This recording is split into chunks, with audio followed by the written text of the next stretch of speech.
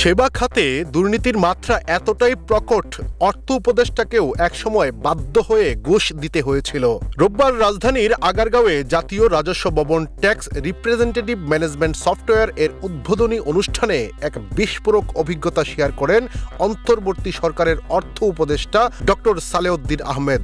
তিনি বলেন, উপদেষ্টা হওয়ার আগে তাকে নিজেও বাধ্য হয়ে ঘুষ দিতে হয়েছিল। কাজটা যাতে সময় মতো হয় সেই চিন্তা থেকে চা নাস্তার খরচ বলে দিতে হয়েছিল বাড়তি টাকা। তার ভাষায়, মানুষ দুর্নীতি থেকে মুক্তি চায়, ভালো সেবা পেলে কেউই সেবার মূল্য দিতে কৃপণতা করে না। এছাড়াও আইটি খাতে বিদেশ নির্ভরতা নিয়েও প্রশ্ন তোলেন অর্থ উপদেষ্টা। তিনি বলেন, অনেকে বিদেশি হার্ডওয়্যার বা টিম হায়ার করতে চায়, যেটা শুধু ব্যয় বাড়ায়। বাইরে থেকে আসা অনেকেই কাজের চেয়ে বেশি কথা বলে, কেউ কেউ আবার অসৎ উদ্দেশ্য নিয়ে আসে বলেও মন্তব্য করেন তিনি।